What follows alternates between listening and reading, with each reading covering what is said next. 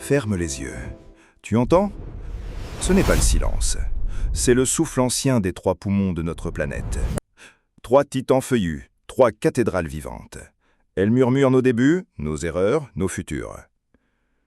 Bienvenue dans le ventre vert de la Terre, là où la nature respire encore, là où chaque feuille est une phrase, chaque tronc une mémoire, et chaque racine une veine de la planète.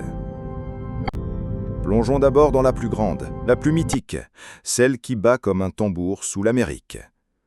L'Amazonie, le dragon vert. Ici, la jungle est un labyrinthe, une mer d'émeraude qui recouvre 5,5 millions de kilomètres carrés. Elle s'étend sur 9 pays, mais c'est au Brésil qu'elle rugit le plus fort. On l'appelle le poumon de la Terre, et ce n'est pas une image.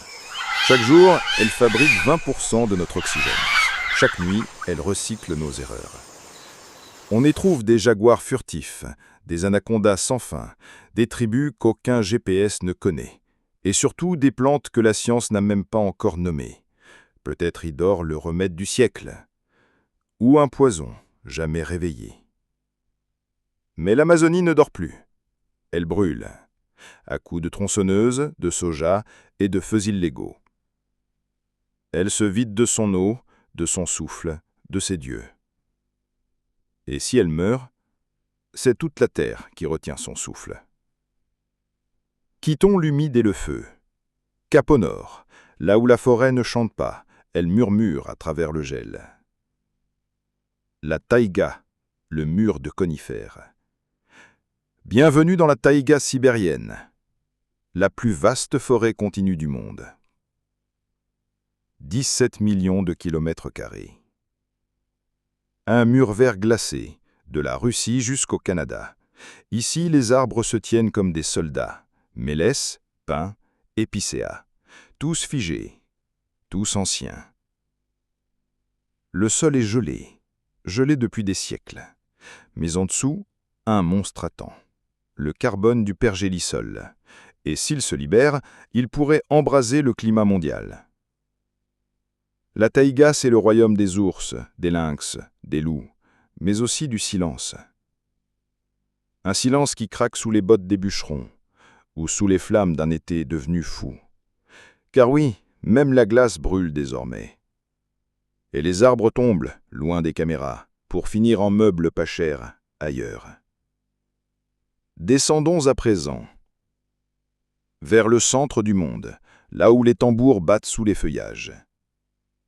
La forêt du Congo, l'ombre verte. Ici tout est mystère, le sol, le ciel, les esprits. La forêt du bassin du Congo, c'est l'Afrique qui respire. Plus de 3,6 millions de kilomètres carrés. Sillonnée par le fleuve le plus profond du monde.